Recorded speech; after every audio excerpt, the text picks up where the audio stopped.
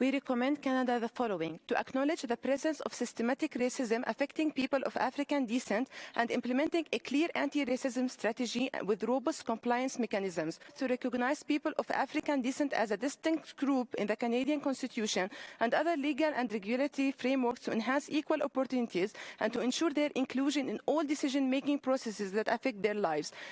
Kenya makes the following two recommendations for consideration. 1. Continue its efforts to eradicate systematic racism at the issuance of services within the public service institutions in order to achieve an equitable and all-inclusive society. Nigeria recommends the following. 1.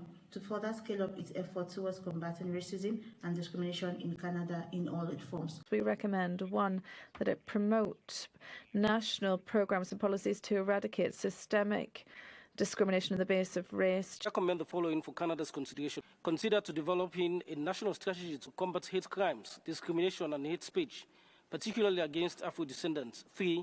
Take further national steps to address structural racism in health services and prisons by including these issues in a national anti-racism strategy and ensure that the strategy is evaluated and renewed for the next reporting cycle. DPRK delegation is deeply concerned about ongoing widespread violations of abuse of human rights in Canada. We recommend the following. 1.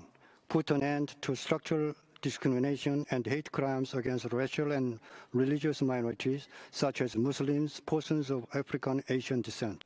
Take legislative and administrative measures to combat racism. Appoint an independent commissioner for the equality of black people, the mandate of which will be to address the deep-rooted causes of systemic racism and discrimination suffered by Canadians of African descent, as well as the repercussions on the enjoyment of human rights. Strengthen the measures for eliminating all forms of discrimination against minorities.